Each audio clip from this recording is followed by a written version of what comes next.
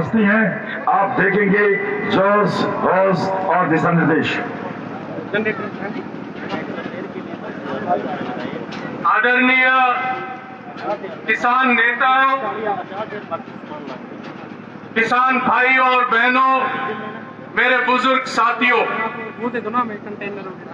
लगातार पिछले महीने 26 तारीख से दिल्ली के चारों ओर लाखों किसान बैठे हैं कि यहाँ के जो आज सत्ता में बैठे हुए नरेंद्र मोदी और उनका भाजपा सरकार जो 3 काले कानून ले आए और बिजली कानून में जो बदलाव ले आने का सोच रहे हैं, इसके खिलाफ आंदोलन में सब लोग एकजुट होके आए।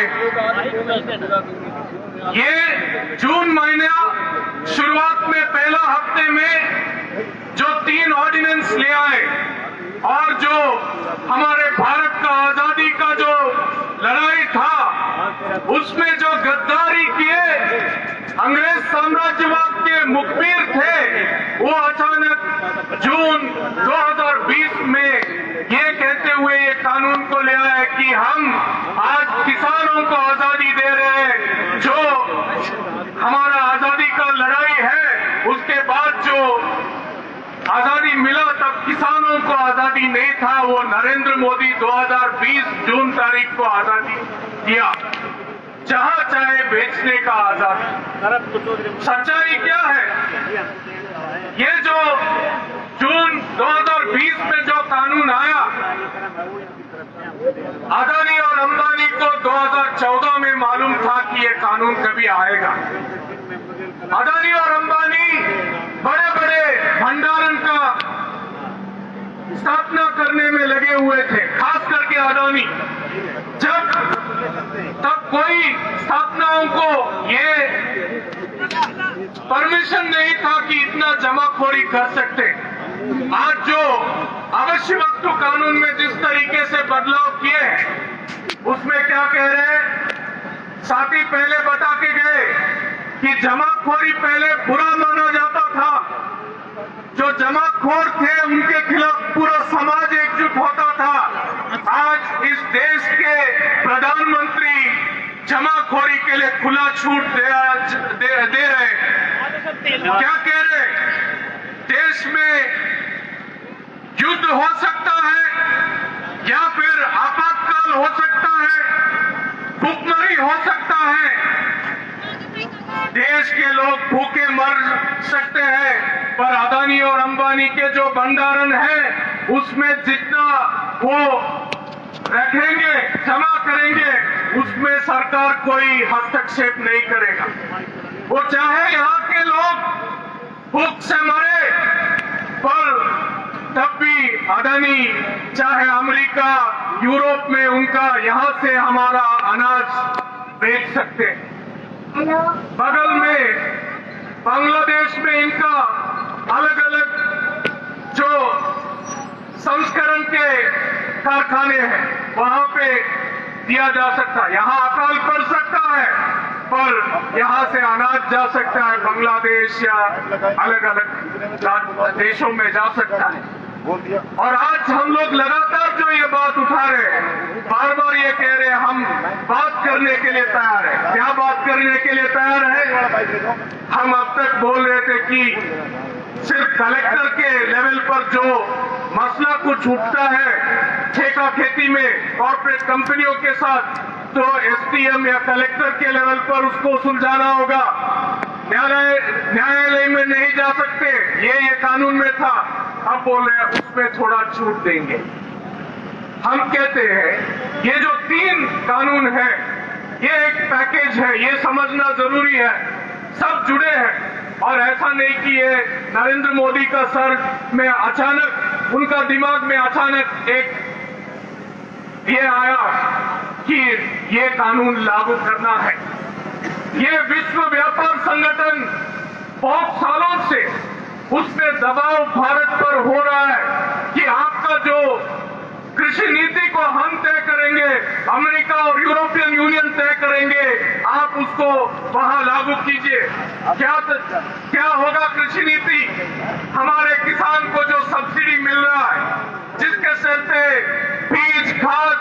कीटनाशक थोड़ा कम दाम में मिल रहा है उसको खत्म करो।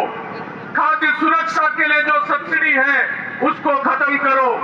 उसके साथ साथ जो सरकारी भंडारण है, जो आज फूड कॉर्पोरेशन ऑफ इंडिया वगैरह का गोदाम है, उसको निजीकरण करो और अदानी अंबानी जैसे बड़े पूंजीपतियों को उसको दो। हम लोग लगातार उसके खिलाफ लड़ते आए, तो ये सरकार क्या कहे। 2014 में डुबावने वादे किए, किसान का आमदनी दुगना करेंगे, खुदकुशी खत्म होगा, किसान को बीज खाद कीटनाशक कम दाम में देंगे और जो खेती के लिए जो ऋण है वो भी कम ब्याज में देंगे। चुनाव जीतने के बाद ये सब हमको अभी समझ में आ रहा कि झूठ पर झूठ बोला गया। ये इस सरकार का असली चेहरा है और आज ये 3 कानून लिया है और उसके खिलाफ जो इस तरीके से जनता उठ के सड़कों पर इस ठंड में आए हैं, तब क्या कह रहे, ये कोई खालिस्तानी है, कोई पाकिस्तान का एजेंट है, कोई चीन का एजेंट है, कोई टुकड़े टुकड़े गैंग का है।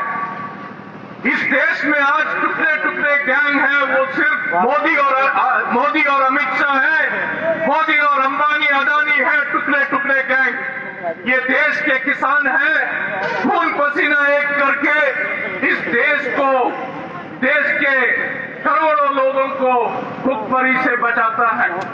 उनके बारे में ये कहें और लगातार ये ढोंग रचने के बाद की बातचीत करेंगे, तब भी जब किसान समझ रहे हैं कि ये 3 कानून और बिजली कानून अगर लागू हो गया तो खेती और किसानी खत्म होगी।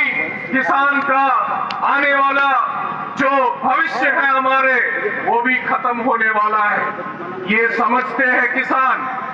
गुजरात के किसान, हमारे कुछ गुजरात के भाई बहन यहाँ आए हैं। गुजरात के किसान 2014 से कह रहे थे ये जो मोदी का फोटोशॉप का जो प्रचार में बहुत इस्तेमाल होता है, ये कोई गुजरात मॉडल नहीं, ये मोदी और अदानी और अंबानी का लूट का मॉडल है, कॉर्पोरेट लूट का मॉडल, जल जंगल जमीन और खनिज संपत्ति का लूट का मॉडल है, उसको आज लागू कर रहे हैं। साथियों, हम आते हैं केरल से, रहे हैं काफी दिन कर्नाटक में। कर्नाटक में एक कहावत है, कन्नड़ में कहते हैं संकट बंदरे वेंकट रमणा, मतलब जब संकट में पड़ते हैं तो अचानक भगवान वेंकट रमन का याद आता है। मोदी जी जब भी इस तरीके का बड़ा आंदोलन होता है, अचानक श्री राम का याद आता है। परसों गुरुद्वारा में गए, मत्था टेके, वहां अचानक गुरुद्वारा में गए, मत्था टेके तो मन्नत भी मांगे होंगे। हम भी मन्नत करते हैं कि इनको सद्बुद्धि दे, इनको सद्बुद्धि दे। आप गए गुरुद्वारे में मन्नत करने के लिए, पूरा देश के किसान मजदूर एकजुट होकर कह रहे हैं कि सद्बुद्धि दे और ये काले कानून वापस दो। सिर्फ किसानों का कानून ही नहीं, मजदूर वर्ग का भी कुछ कानून लिया है। क्या है? 8 घंटा काम, 8 घंटा विश्राम का बहुत संघर्ष करके जीते थे हम। आज कह रहे 12 घंटा काम करना होगा, जब चाहे बाहर किया जा सकता है। और बड़े बड़े जो सरकारी क्षेत्र में जो कंपनियां थे उसको बेच रहे हैं। रेल, भारतीय रेलवे, इसको खत्म करने में लगे हैं। बीएसएनएल को खत्म किए और जियो को आगे बढ़ाए। और आज हमारे जो किसान, जिनको मोदी कहते हैं कि ये समझते नहीं है, इनको कोई बरगला रहे, वो जो गांव के किसान हैं वो समझ रहे हैं। आज जो ये नीतियां लागू कर रहे हैं वो अदानी और अंबानी का मुनाफा के लिए ले आ रहे हैं। इसीलिए किसान ये कॉल दिए कि जैसे स्वदेशी आंदोलन में महात्मा गांधी और अन्य हमारे आजादी के लड़ाई के नेता थे, अंग्रेज का जो अलग अलग वस्तुओं को जलाने का ये दिए, उसी तरीके से आज अदानी और अंबानी का बॉयकॉट का एक मांग उठा है लोगों के बीच से, वो उनको उससे चोट लग रहा है। अंबानी गया है telecom regulatory authority of India में कि इसके पीछे और कंपनियां हैं जो किसान अभी जियो का सिम छोड़ रहे हैं, तो उनको इसका चोट लग रहा है। आप और सुने होंगे, खंडेलवाल नाम का एक बीजेपी का नेता है, व्यापारियों का बड़ा नेता, उनका एक संगठन है, वो परसों कह रहे ये जो किसान बैठे हैं 14,000 करोड़ का नुकसान हुआ है बड़े कंपनियों को। अरे किसान का नुकसान कौन भरेगा? लॉकडाउन जिस तरीके से किए थे आप सभी जानते हैं, फसल का दाम किस तरीके से गिरा था, सरकार क्या हमारे साथ खड़े थे?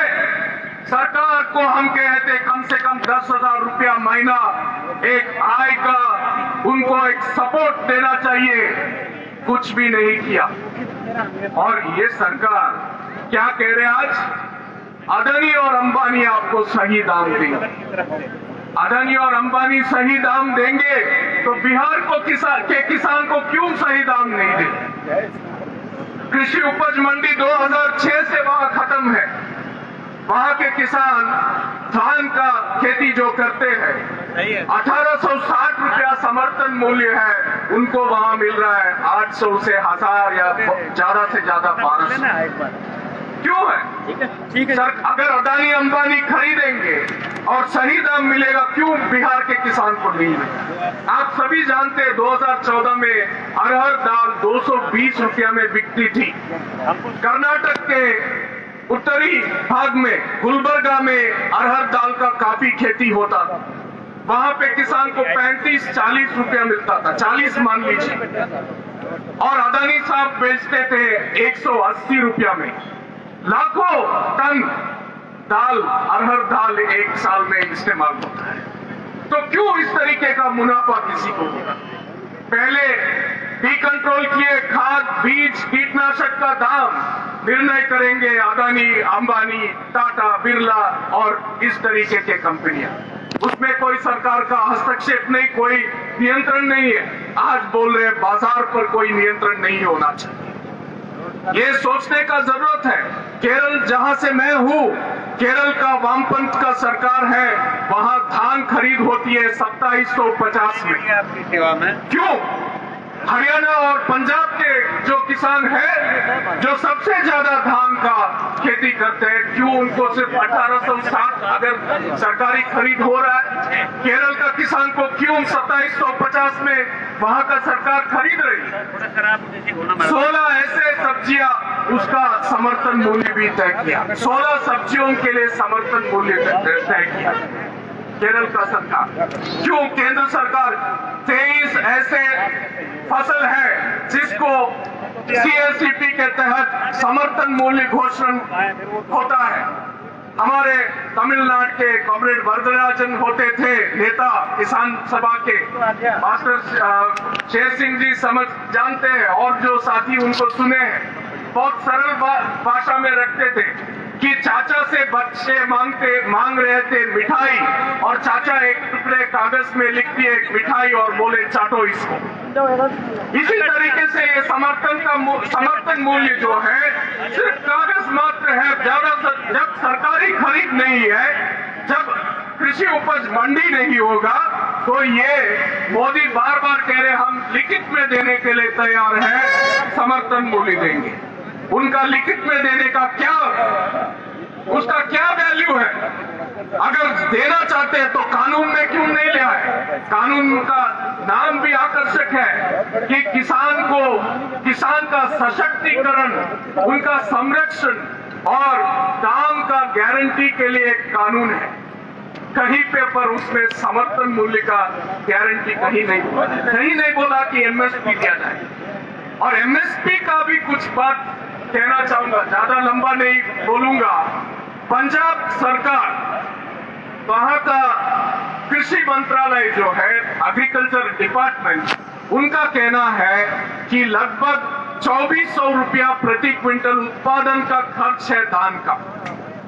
एक सरकार चुना गया हुआ एक सरकार, उसका कृषि मंत्रालय का कहना है कि 2400 रुपया उत्पादन का खर्च है।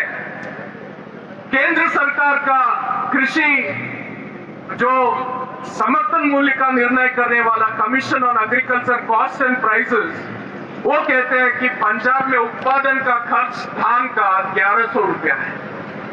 पंजाब सरकार कहती है 2400 और ये कहते हैं 1100।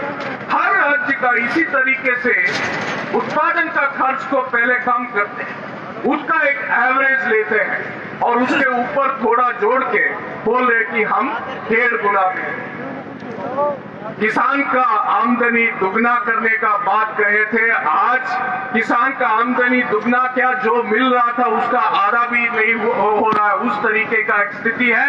हर साल 1200 से अधिक 12,000 से अधिक किसान खुदकुशी कर रहे हैं, ये सरकारी आंकड़े हैं। क्यों खुदकुशी हो रहा है? ये 3 जो कानून है, मंडी तोड़ो, कॉर्पोरेट लूट बढ़ाओ कानून, जमाखोरी और कालाबाजारी बढ़ाओ कानून और कॉर्पोरेट ठेका खेती बढ़ाओ कानून, ये 3 कानून इसको लागू किए। और मोदी जी भूल गए, अमित शाह भूल गए, वो भूलेंगे भी, उनको याद नहीं रहेगा, क्योंकि आजादी का लड़ाई में इनके नेतागण किसी का कोई योगदान नहीं था, सिर्फ ब्रिटिश साम्राज्यवाद के साथ खड़े थे। चंपारण का किसानों का आंदोलन था, बारडोली का किसान का आंदोलन था, और क्या था, नील का खेती करने में, जबरन नील का खेती करने में अंग्रेज साम्राज्यवाद उन पर दबाव डाल रहे थे, उसके खिलाफ आंदोलन था। वो जो किसान हजारों के संख्या में उतर के आए, वो भारत का आजादी का लड़ाई का एक स्वर्णिम इतिहास भी है। आज जो हो रहा है, जो अंग्रेज साम्राज्यवाद कोशिश किए यहाँ, उसी को उनके जो पिट्ठू है वो यहाँ लागू करने के लिए जा रहे हैं। बहुत कुर्बानी लेके आजादी लिए हम, इस आजादी को हम जी जान लगा के इसको बचाएंगे, ये कहते हुए मैं आप सभी का, ये जो इस तरीके से आ रहे लोग, आप सभी का क्रांतिकारी अभिवादन करते हुए मैं अपना बात खत्म करना चाहता हूँ। आज कोटा तक बहुत से बड़ी संख्या में महाराष्ट्र के किसान, आदिवासी किसान नासिक वगैरह से पहुंचे हैं, कल यहाँ वो भी आएंगे। ये लड़ाई सिर्फ आपका नहीं है, सिर्फ पंजाब का नहीं है, इस देश का लड़ाई है, इस देश का आजादी का लड़ाई है, जनवाद को बचाने का लड़ाई है। जिस तरीके से राज्य सरकारों को बिल्कुल बात करते हुए किए बिना ये कानून को लागू किया, तो ये लड़ाई जो आज हम शुरू किए, भले 3 कानून का है, इस लड़ाई को, इस देश को एक दिशा निर्देश करने का एक लड़ाई है। आने वाले दिनों में ये जो एकजुटता आज बना, मजदूर, किसान, कोई भेदभाव के बिना सब लोग एकजुट है, ये आने वाले दिनों में एक नए क्रांति के ओर ले जाएगी। इस उम्मीद के साथ मैं अपना बात खत्म करना चाहता हूँ। इंकलाब जिंदाबाद।